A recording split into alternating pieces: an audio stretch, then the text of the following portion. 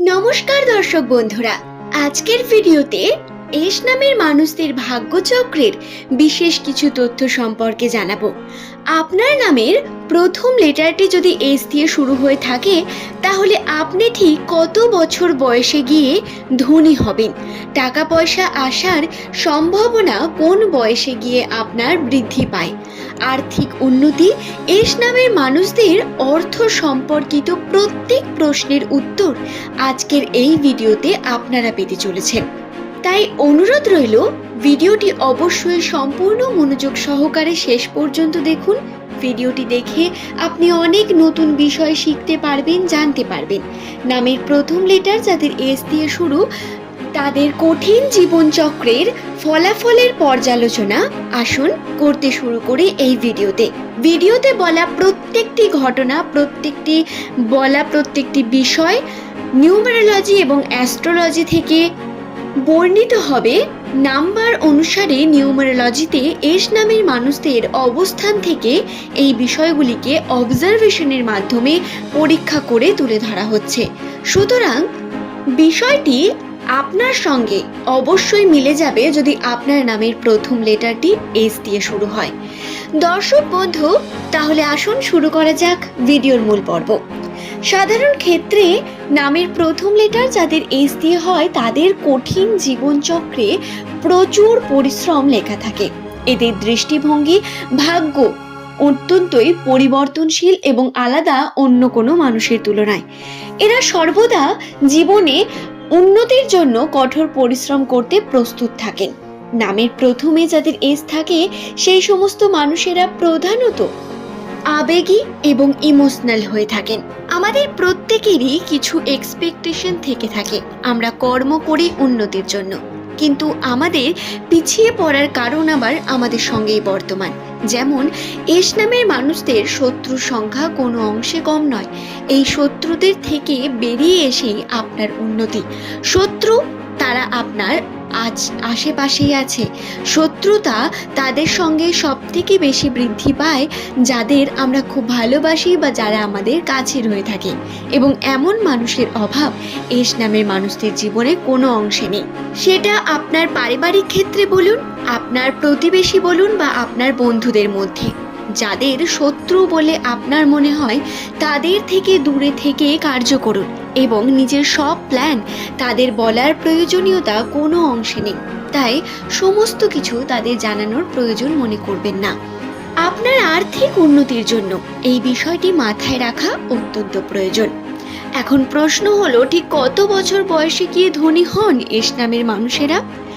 নামের প্রথমে যাদের এস থাকে তাদের প্রধানত প্রথম জীবনে অনেক বেশি স্ট্রাগল থাকে।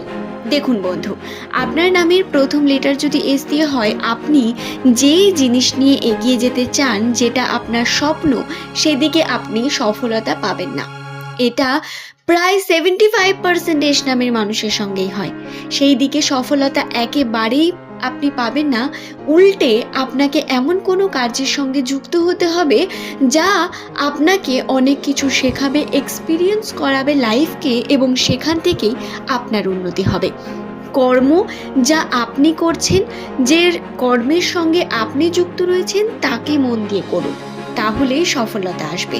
খুব বেশি আগের প্ল্যান করবেন না, কারণ সেই অনুসারে আপনার কোনো কর্ম আপনি সম্পূর্ণ করতে পারবেন না, ভাগ্য আপনার সঙ্গ দেবে না। নামের প্রথমে যদি আপনার এস থাকে তাহলে বলে রাখি, আপনার বয়সের 25 বছরের আগে পর্যন্ত আপনার স্ট্রাগলিং পিরিয়ড খুব হাই থাকে। এই সময় চিন্তা ভাবনা অনেক বেশি বৃদ্ধি পায়। 25 থেকে 30 বছরের মধ্যে গিয়ে স্ট্রাগল আরও বাড়ে। কীরকম বাড়ে? কর্মক্ষেত্র, পরিবারের উপর বিভিন্ন দিক থেকে দায়িত্ব, সমস্যা বৃদ্ধি পায়। নিজের জীবনের সম্পর্ক প্রত্যেক বিষয়ে ঘেঁটে থাকেন। এই সময় আপনি যে আর্থিক উন্নতির চরমতম পর্যায়ে পৌঁছবেন, যদি তা ভেবে থাকেন তাহলে একেবারে ভুল। এই সময় আপনি পরিশ্রম করবেন, আপনাকে ফিউচারের জন্য পরিশ্রম করতে হবে। এই সময়টা পরিশ্রমেরই সময়। বেসিক্যালি এমনটা হয়ে থাকে, তবে এস নামের মানুষদের সঙ্গে আরও বেশি কঠিন পরিস্থিতি আসে। তাদের 30 বছর বয়সের আগে পর্যন্ত প্রচুর কঠোর পরিশ্রম করতে হয় এবং বারবার ভাগ্যের সাথে লড়াই করতে হয়। এটা গুরুত্বপূর্ণ খুব।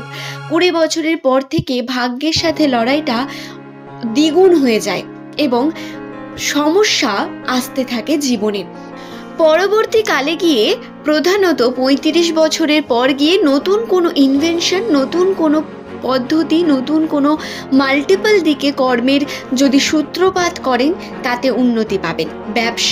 ব্যবসার ক্ষেত্রে যদি আপনারা নিজের বুদ্ধিমত্তাকে কাজে লাগান তাতে সফলতা নিশ্চিত।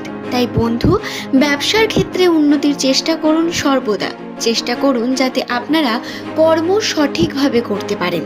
প্রধানত 40 বছরের ঊর্ধ্বে গিয়ে 35 বছরের পর থেকে আপনার কিন্তু উন্নতি শুরু হয়।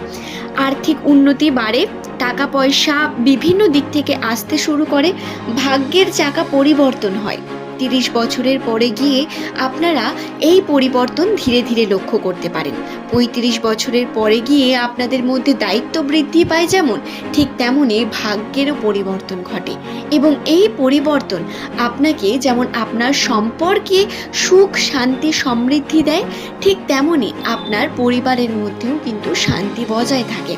শুধু তাই নয়, আপনি এস নামের একজন জাতক হন বা জাতিকা, আপনাকে বলি আপনার সুখের সন্ধান আপনি পাবেন। একটু স্ট্রাগল করতে হবে, কিন্তু সুখ আপনার জন্য অপেক্ষা করে থাকে। এই স্ট্রাগল আপনাকে এক্সপিরিয়েন্স করায় এবং পরবর্তীকালে গিয়ে আপনি অনেক উন্নতি করতে পারেন। 40 বছরের পর গিয়ে প্রধানত আপনি উন্নতির চরমতম পর্যায়ে পৌঁছন।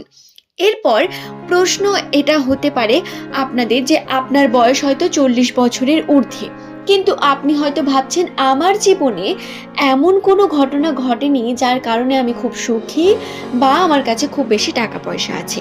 তাহলে বন্ধু, একবার ভেবে দেখুন তো আপনার 20s কথা।